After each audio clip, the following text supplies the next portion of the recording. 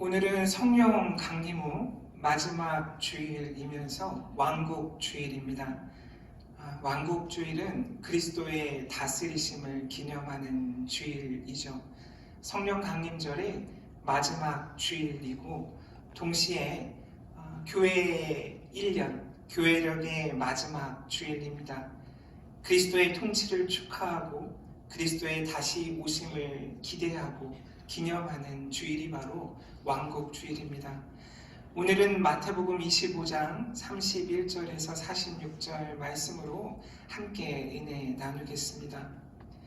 예수님께서 제자들에게 양과 염소의 비유를 말씀하고 계시죠.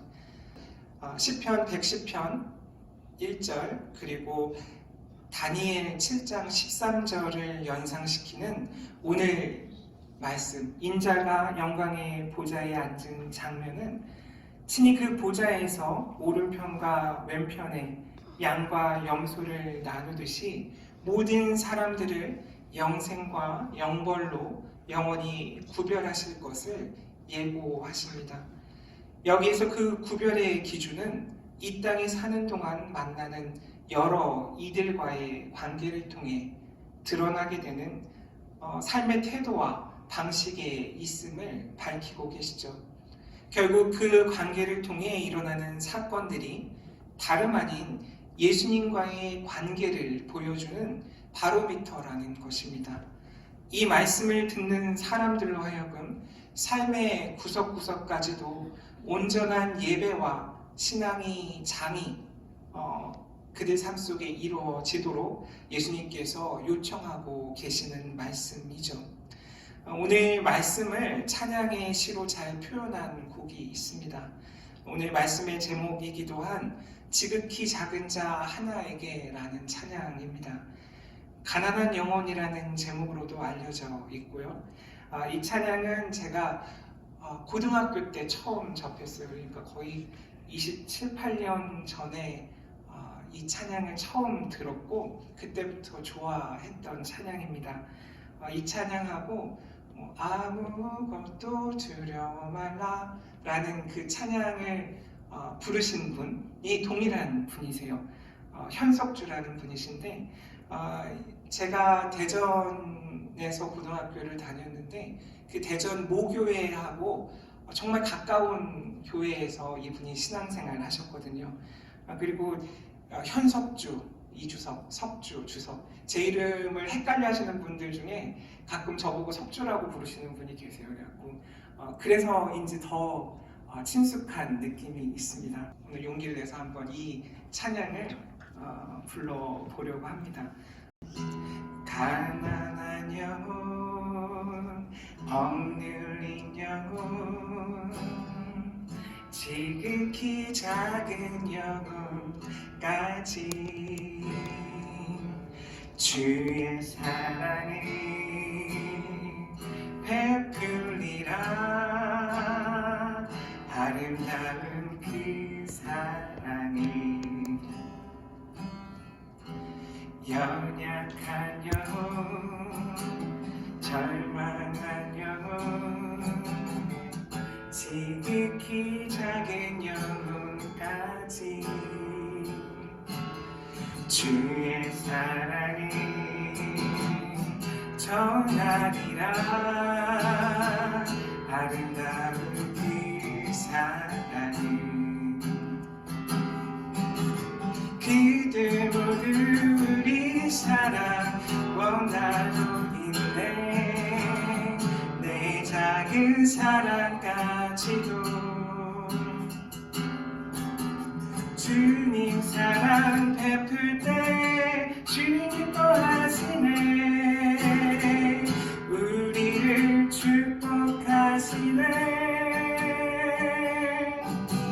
주님 사랑 그들에게 전하리라. 지극히 작은 자 하나에게 주님 사랑 온 세상에 가득하리라. 온 세상에 가득히 주님 사랑 그들에게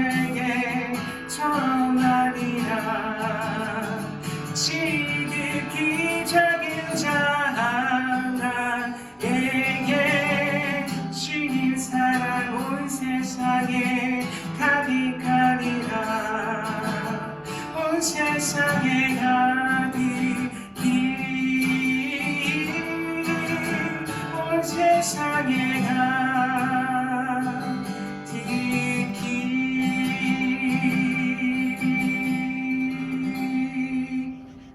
아멘.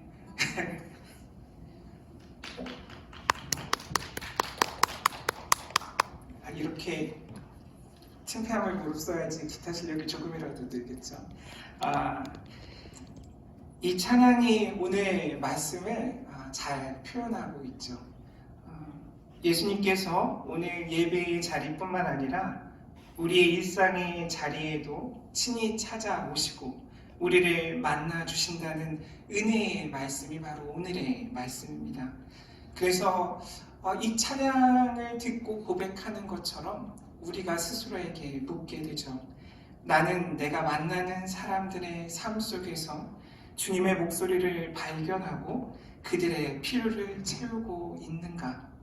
하루를 살아가면서 내가 주님을 대하듯 만나야 할 사람들은 누구인지에 대해 묻게 되는 것입니다. 오늘 말씀을 통해 여러 번 반복되고 있는 그 구절들이 있죠. 줄일 때, 목마를 때, 나그네 되었을 때, 헐벗었을 때, 병들었을 때, 옥에 갇혔을 때. 결국 이러한 때는 일상에 찾아오시는 예수 그리스도를 우리가 만날 수 있는 그때라는 것을 오늘 말씀은 이야기하고 있습니다. 사실 오늘 말씀에서 지극히 작은 자 하나가 누구인지 우리가 아는 것이 중요한 부분입니다. 이 지극히 작은 자는 마태복음 10장 42절 또 누구든지 제자의 이름으로 이 작은 자 중 하나에게 냉수 한 그릇이라도 주는 자는 내가 진실로 너에게 이르노니 그 사람이 결탄코 상을 잃지 아니하리라 하시니라. 이 구절 그리고 18장 6절 누구든지 나를 믿는 이 작은 자 중에 하나를 실족하게 하면 차라리 연자 맷돌이 그 목에 달려서 깊은 바다에 빠뜨려지는 것이 나으니라. 18장 10절 삼가 이 작은 자 중에 하나라도 업신여기지 말라. 너에게 말하노니 그들의 천사들이 하늘에서 하늘에 계신 내 아버지의 얼굴을 항상 배옵느니라. 14절 이와 같이 이 작은 자 중에 하나라도 잃는 것이 하늘에 계신 너희 아버지의 뜻이 아니니라.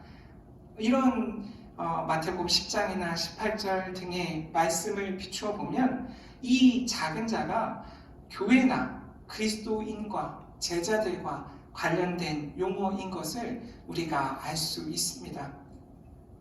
작은 자를 엘라키스토스라고 원어로 이야기하는데 또 우리가 작다라는 말을 이야기할 때 쓰는 미크로스라는 말과 동의어입니다.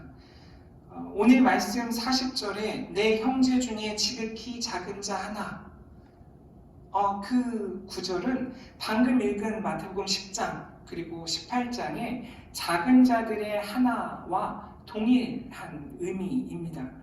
결국 작은 자들은 예수님의 명령에 따라서 복음을 전하러 다니는 사람들인 거죠.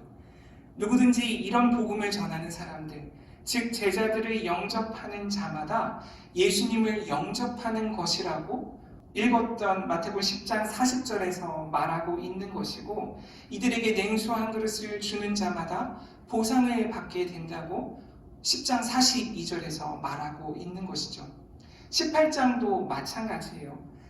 이 소자, 작은 자도 교회와 관련된 사람들이라는 것 우리가 알게 되죠. 결국 지극히 작은 자 하나, 이 지극히 작은 자 하나는 예수님의 제자들입니다. 마태 공동체의 구성원들이고요. 오늘 말씀을 듣는 이들에게 예수님께서 힘을 주시고 계신 내용인 것이죠. 따라서 지극히 작은 자들은 우리가 일반적으로 생각하는 사회적 의미에서 궁핍한 사람들을 가리키는 것이 아니라는 거죠. 앞서 부른 찬양의 방향성과는 사뭇 다른 의도가 오늘 말씀에 있다는 것입니다.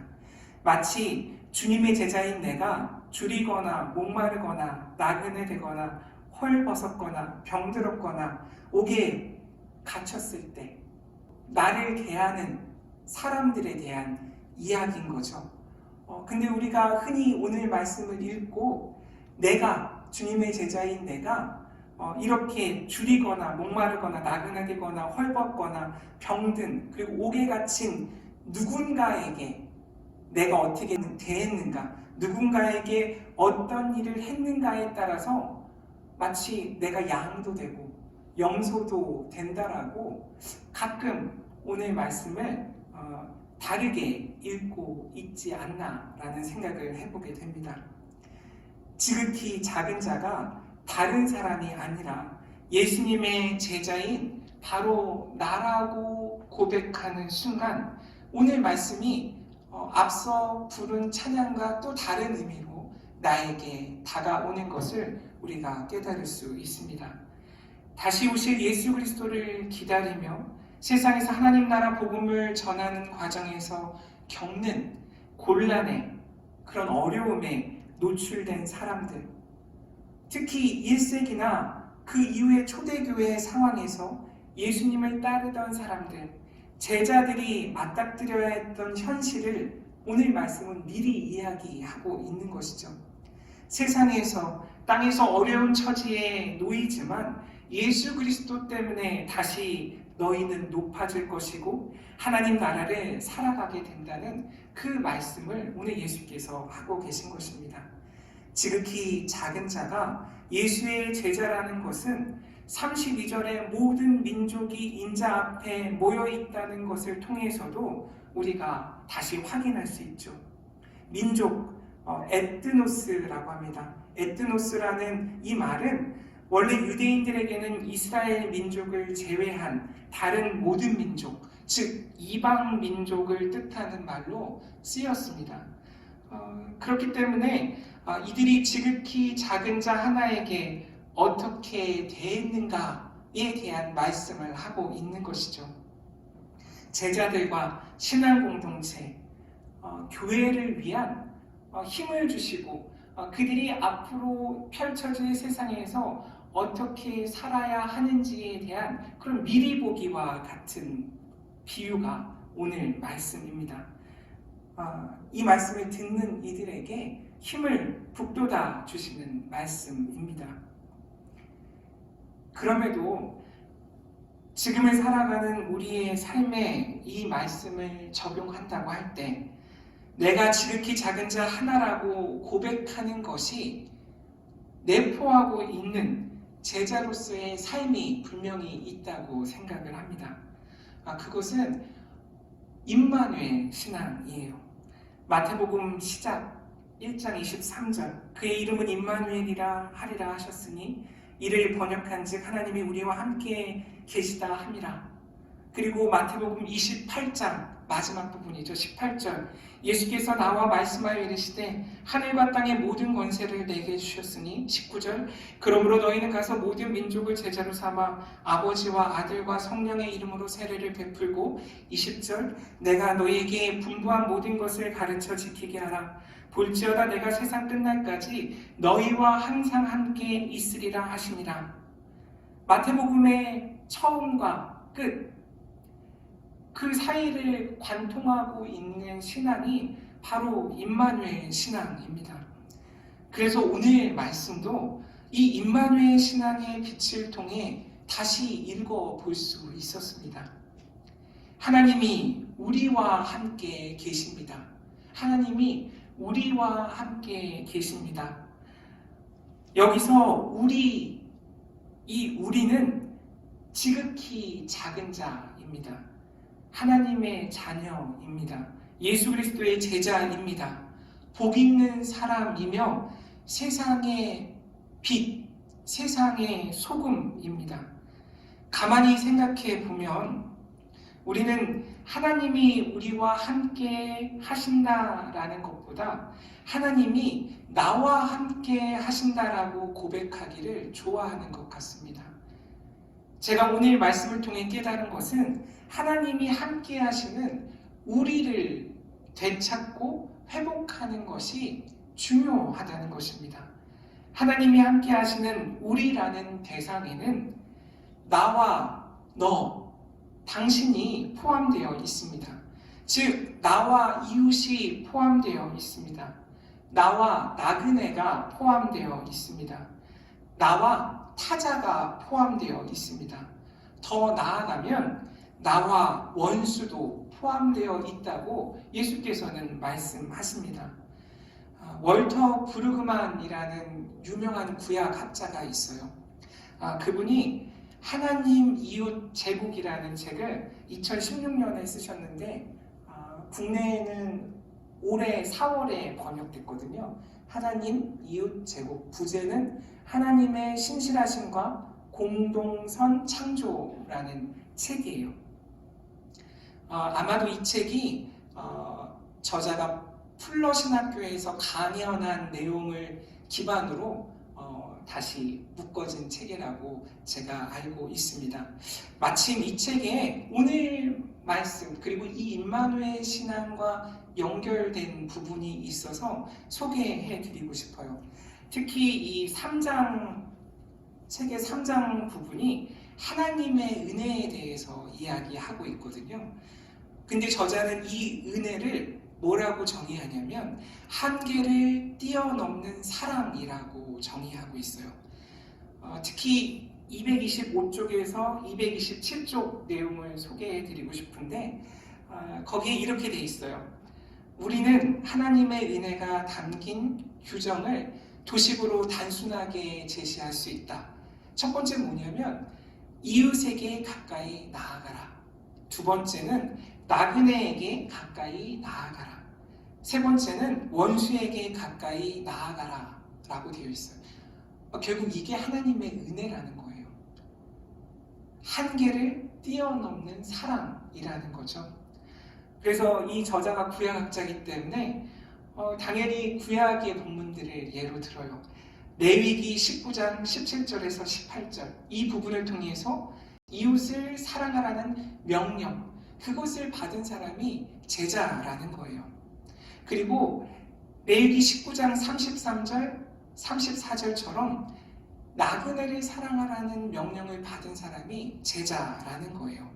그리고 드디어 신약 본문을 이야기하는데 마태복음 5장 43절에서 48절 산상수훈에서 원수를 사랑하라. 제자는 원수까지도 사랑하는 사람이라는 거예요. 이웃에서 나그네로 나아가고 있죠. 그것은 이미 원수에게까지 이르는 그 사랑의 길을 예비하는 행동이라고 저자는 이야기해요. 모든 사회적 관계에 변화를 불러 일으키는 것, 그것이 바로 하나님의 은혜임을 깨달아야 한다는 것이에요. 기존의 사회적 관계와 차별화할 수 있는 기회를 하나님께서 우리에게 제공하시는데 그것이 바로 하나님의 은혜라는 것입니다. 이것이 모든 한계를 뛰어넘는 은혜의 행보이고 곧 은혜의 윤리가 사회적 관계들을 새롭게 규정한다고 월터 브루그만은 이 책에서 이야기하고 있어요. 한 군데만 더 소개해드리면 풀러 신학대 교수인 팀 디어본이라는 사람이 추천의 글 같은 것을 짤막하게 썼는데요. 11쪽에 나와 있어요. 그 부분은 그대로 읽어드릴게요. 새롭게 하심에 대해서 월터 브루그만이 이야기한다고 이분은 생각한 것 같아요. 이 새롭게 하심의 중심에 우리가 신실함으로 부름받았다는 확신이 자리합니다. 신실함은 얼굴과 얼굴을 맞대는 관계를 맺어야 하며 이 관계 안에서 약속을 이행하고 공동선을 추구합니다. 브루그만은 이것을 타자 세우기라고 부릅니다. 아더링이라고 되어 있어요. 타자의 유익을 구하는 행동을 의미합니다. 이 사회에서 우리는 자신에게만 갇혀 자기 배만 채워도 된다는 그런 미혹을 당하기 쉬운데, 그러나 신실하라는 부르심은 우리 삶을 전복시킵니다. 뒤집습니다. 서로 얼굴을 맞댄 이웃사랑의 관계는 우리를 소외와 적대감에서 건져냅니다.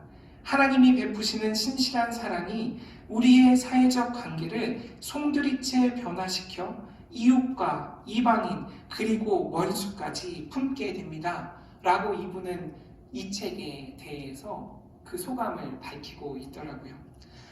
코로나19 때문에 너무 힘들고 그 일이 언제 끝날지 아직 모르는 지금을 살고 있는 우리에게 꼭 필요한 말씀인 거죠. 따라서 오늘 말씀은 제게 이런 고백을 하도록 요청하고 있었습니다. 내가 예수를 따라 살듯이, 내가 예수님을 닮아 살아가려고 애쓰듯이 나를 통해 내 이웃이 예수님을 만나게 하소서. 내가 내 이웃을 통해 예수님을 만나게 하소서. 내가 지극히 작은 자입니다. 내 이웃이 지극히 작은 자입니다. 결국 나와 내 이웃이 우리입니다. 하나님은 우리와 함께 하십니다. 라는 기도를 하게 했어요. 오늘 말씀은 임마누엘 하나님을 경험하는 방법을 이야기하고 있다고 저는 생각합니다. 나하고만 함께 하시는 하나님이 아니시고, 내가 좋아하는 사람, 내가 속한 공동체에만 함께 하시는 하나님이 아니시고, 내가 생각하는 경계 그 너머에 살고 있는 사람들도 내 이웃이라고 내가 고백할 수 있을 때 그 이웃들과도 함께 하시는 분이 바로 하나님이시구나 라는 고백을 이끌어내는 거죠. 결국 원수까지 사랑하라는 말씀대로라면 나의 이웃을 원수까지 확장하는 삶의 은혜 체험을 통해서만 원수조차도 임마누엘 하나님을 체험할 수 있는 가능성과 기회가 생긴다라는 것, 그것을 오늘 말씀은 우리에게 하고 계신 거죠. 지극히 작은 자를 내 마음대로 제한하지 말고 나를 포함하여 이웃과 자연, 모든 생명에게 확장시키는 것, 그 모든 생명을 예수로 대하는 것이 바로 임마누엘 신앙을 삶 속에서 체험하는 구체적인 방법이라는 것, 그것을 오늘 말씀이 우리에게 주시고 계시죠. 그 깨달음을 이야기하고 계십니다. 이 세상에서 내가 그리고 우리가 어떻게 살아가고 있는지 깨닫는 유일한 방법이 하나님 앞에 서는 것이고, 하나님 앞에 섬으로 임마누엘 신앙 체험을 하는 것이라는 것, 그것을 잊지 않는 저와 여러분이 되시기를 주님의 이름으로 축원합니다.